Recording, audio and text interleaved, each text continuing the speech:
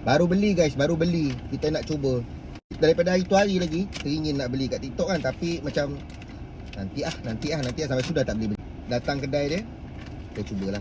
Cantik ya packaging dia. So kuantiti segitu guys. Nampak banyak tak? Boleh lah ya. Pack RM14. Tadi kalau kat kedai tu dia beli RM25. Style Ali Shukri.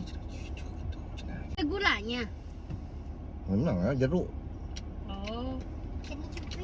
Manisan kot kalau di Indonesia ya? Ya, manisan. Nah, Coba kita try. Aku.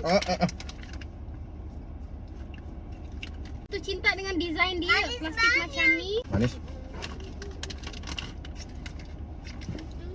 Bismillahirrahmanirrahim.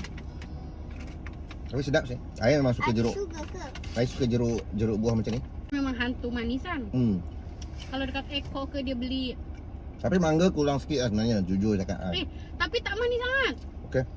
Manis dia nas. Masam dia pun nice. Tak masam sangat kadang-kadang. Tak suka lah. Ada jeruk mangga masam. Sedap. Jadi macam gula-gula ya? Tekstur dia pun sedap. Macam Tak sugus. lihat. Macam sugus. Tak lihat sangat, tak keras. Kat Indonesia ada sugus tak? Ada. Ada. Kan lebih kurang kan? Sebab rumah kita orang dekat juga lah dengan di Herbs ni, so kita orang datang ke kedai dia. Dari rumah sayang, Lebih kurang 20 kan? Wisma Alif Syukri tu ada lot yang kosong sayang. Astagfirullah. You nak sewa depan Ali Shukri, nak cari makan macam mana? Mana tahu kan kita buka itu. Lagipun ini setup ni lah, warehouse lah. Warehouse kat bawah, office kat atas. Boleh ke buat macam? Sedap. Mana makan sayang? Sedap ya? Tak manis sangat.